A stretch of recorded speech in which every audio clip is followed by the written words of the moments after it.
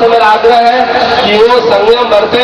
हमारी लड़ाई सीसीएल के खिलाफ है, सीसीएल का कुप्रबंधन और अन्याय के खिलाफ है, और सीसीएल जो कोर्ट के आदेश को तोड़ मरोड़ करके पेश कर रही है उसके खिलाफ है।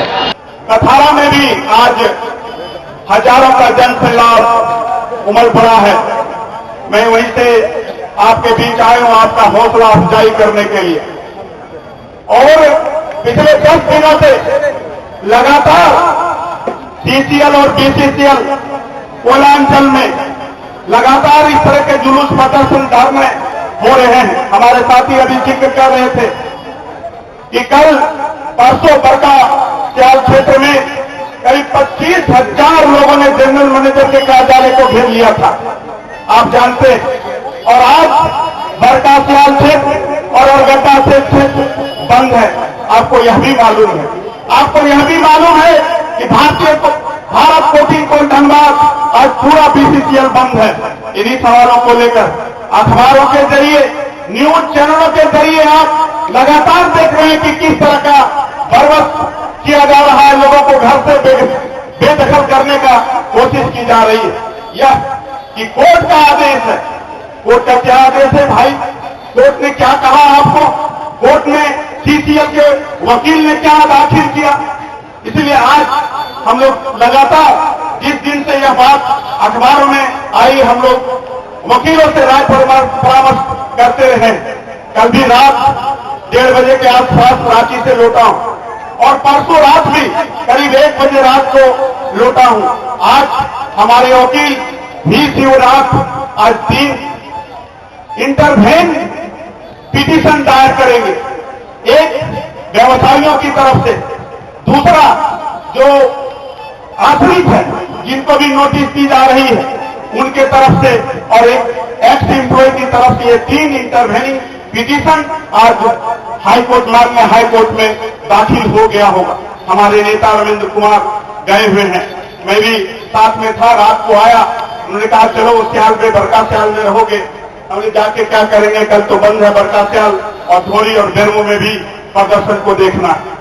हम ये कहना चाहते हैं कि बरका स्याल आज बंद है, कल आज बीसीसीएल बंद है, और 20 तारीख को रामगढ़ जिले के अंतर्गत में पड़ने वाले रजरप्पा, कुजू और हजारीबाग क्षेत्र में जो मांडू का इलाका है वह भी बंद है।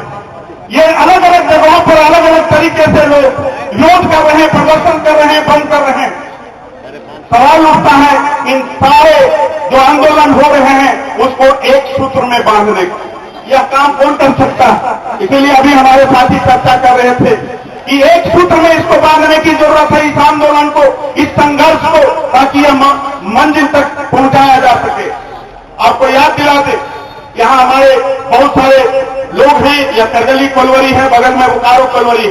पहले यह रेलवे की कोलवरी हुआ करती थी, बाद में एनसीटीसी की कोलवरी हुई और सीसीएल की कोलवरी हुई। हमारे बहुत सारे नेता हैं जो 50 साल से ट्रेड यूनियन कर रहे हैं। किसी तरह से ये कंट्रोवर्सी नहीं होना चाहिए कि हमारे बीच में अभी कौन मौजूद है, ये नहीं है।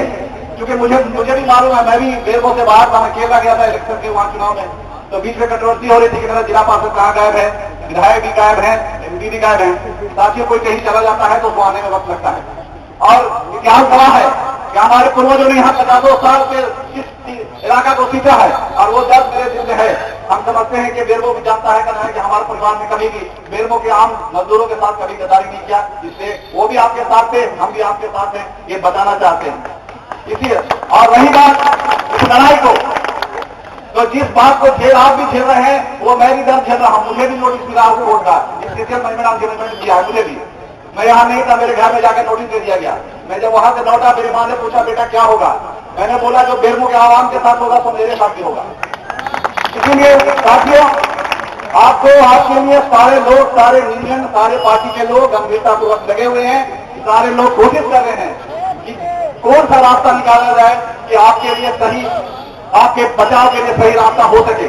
क्योंकि वो कोर्ट से जो निर्देश मिला है, कोर्ट ने अभी ये नहीं कहा है कि आपको निकाल दिया जाए, उसने संज्ञान लेकर के मांगा है जिससे महीने से कि भाई आप बताएं कि आपके यहाँ किस तरह से लोग आपके यहाँ रह रहे हैं, क्या ये आपका है, और उसको गलत इंटरप्रेट करके ये नोटिस बांटता चल रहा है कि भाई आपकी वो खाली करो। ऐसा कोर्ट ने अभी आदेश नहीं दिया है। इसीलिए साथियों, हम लोग इस पे सारे लोग मिलकर के, हमारे बड़े साथी, बड़े लीडर लोग भी हमारे लोग लगे हुए हैं। हमारे माननीय नेता रविंदर जी, लखन जी, ये लोग गए, कोर्ट गए थे, वकील लोग से राय मशवरा कर रहे हैं और संयुक्त रूप से भी कोशिश कर रहे हैं। कल सुनीता भी गए थे। ये सारे लोग, सभी लोग लगे हुए हैं आपके लिए कि कोई भी एक रास्ता अपना करके, लेकिन साथ साथ आपको इस स्पेशल बंजमेंट के खिलाफ जन आंदोलन खड़ा करना पड़ेगा और लड़ाई करना पड़ेगा। इसके लिए आप तैयार रहिए। आपको अभी 20 तारीख के बारे में कहा गया है कि अगर ये पहल पॉलिटिक पहल नहीं हुआ तो 20 तारीख को बेरमो ठप रहेगा। का मतलब ठप रहना चाहिए। इस आंदोलन की हवा के साथ आप सभी, हम सभी आपके साथ हैं। आप भी सारे लोग मिलकर के इस आंदोलन को तेज करेंगे। धन्यवाद। जिंदाबाद, जिंदाबाद। 20 तारीख को क्या होगा? 20 तारीख को क्या होगा? 20 तारीख को क्या होगा? अब साथी, हम अपने साथी राष्ट्रीय कोली मजदूर संघ के लड़ाकू साथी श्यामल सरकार जी से करेंगे, वो आएंगे और आपको संबोधित करेंगे। आज सीसीएल प्रबंधन द्वारा उच्च न्यायालय का हवाला देते हुए जिस तरह से आज पूरे क्षेत्र में अफरा तफरी का जो माहौल बनाया, गलत तरीके से हाई कोर्ट में जो ये एफिडेविट किए हैं और फिर जो करने जा रहे हैं, उसका खामियाजा इनको भुगतना पड़ेगा। हाईकोर्ट के आदेश का हम सम्मान करते हैं, लेकिन अगर हाईकोर्ट भी गलत अगर आदेश इन लोगों के गलत रिपोर्ट पर अगर देने का काम करेगा तो आगे भी हाईकोर्ट भी देखेगा कि बेरमो कोयला क्षेत्र के लोग किस तरह से इस आंदोलन का रूप दे रहे हैं और लोग खून बहाने के लिए तैयार है। हमारा जब घर ही उजड़ जाएगा तो हम बैठ करके क्या यहाँ झाड़ बजाएंगे और सारे लोग चल जाएंगे बेरमो से, तो ये ट्रेड यूनियन और राजनीतिक दल के लोग बैठ के क्या झाड़ बजाएंगे? इसलिए इस सब बात से हम लोग पूरा वाकिफ हैं क्या करना है। हम लोग अपना रणनीति बना लिए हैं और आगे भी हम लोग इसके लिए आंदोलन का काम करेंगे। आपका ये मैनेजमेंट का कितना गलत स्टेप है, आप देखिए। करगली बाजार में जितने भी दुकानदार थे, शिफ्टिंग के नाम पर यहाँ मार्केट कॉम्प्लेक्स बनाया। उस समय के जो अधिकारी थे, शिफ्टिंग के नाम पर मार्केट कॉम्प्लेक्स बनाया और आज वो मार्केट कॉम्प्लेक्स में वो सीआईएसएफ को रहने के लिए दे दिया। क्या नीति है इनका? कुछ समझ में नहीं आता है। गलत तरीके से जो ये अपना काम कर रहे हैं, इनके सीएमडी और डायरेक्टर और इनके कोल इंडिया के जो चेयरमैन हैं, ये सारे जो जिस तरह से ये एनक्रोचमेंट के नाम पर जो गलत काम करने जा रहे हैं, इसका हम लोग पुरजोर विरोध कर रहे हैं और विरोध करेंगे। और जब तक अपने शरीर में एक एक कतरा खून रहेगा, हम पूरे दम के साथ इसके खिलाफ में लड़ेंगे। इन्हीं चंद शब्दों के साथ मैं अपने वाणी को विराम देता हूं और इस आंदोलन में गति देने के लिए आप तमाम साथियों से हाथ जोड़ करके विनती करना चाहता हूं कि आप पूरा संयम से काम लें। आप संयम से काम लें, आंदोलन को ऊपर जरूर करें, लेकिन अपने आप में इतना संयम रखें ताकि प्रबंधन को और न्यायालय को किसी तरीके का ऐसा कोई मौका नहीं मिले। हम अपने पूरे ताकत का, पूरे शक्ति का प्रदर्शन जरूर करेंगे, लेकिन पूरे संयम के साथ करेंगे। अभी हमारे एक साथी बोल रहे थे कि क्षेत्र के विधायक, इस क्षेत्र के सांसद, इसमें उनको आगे आना चाहिए।